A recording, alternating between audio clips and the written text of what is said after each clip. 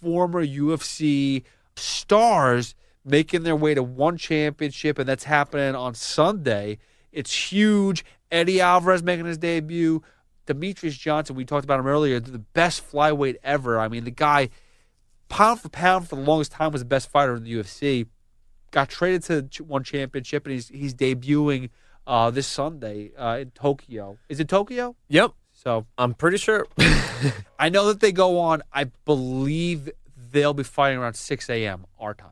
That's when their fights start. And I love it, and I hate it. It's, they're sticking to their guns, how Conor's sticking to his guns. They're saying they want the true martial artist. They're going to air it on their time. I saw a stat from Nielsen, and Forbes put it out. They quoted Nielsen that they average 11 million viewers per event. That's crazy. That obviously makes sense with the ratio of people out there. Very excited for one to see what they can do.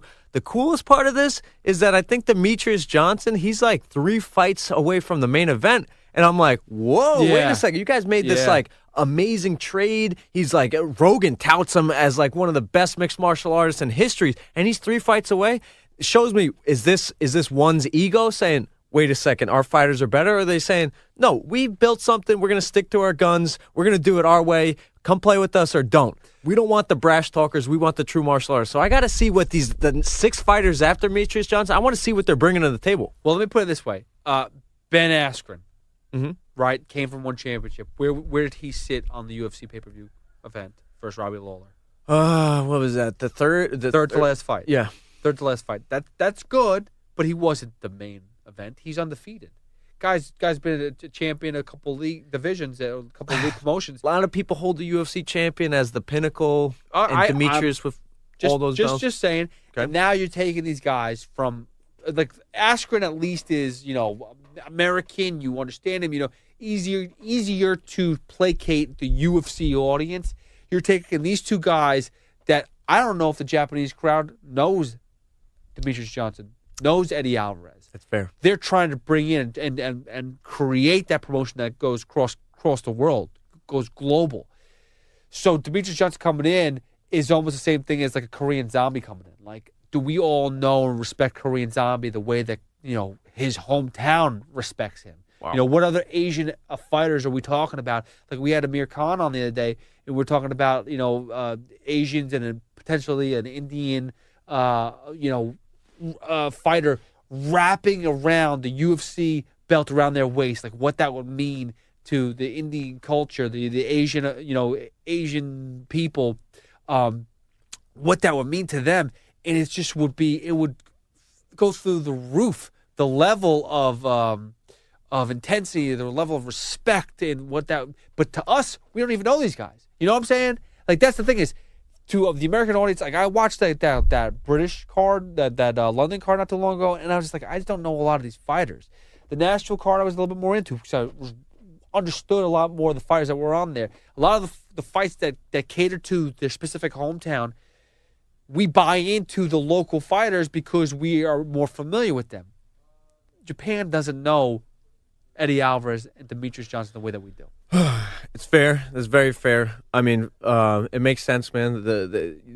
Those fighters, the 6 fighters that are after Demetrious have probably been in commercials already for that audience. Sure. Probably been on the Wheaties box of Japan, have been on billboards, rocking all the advertisements.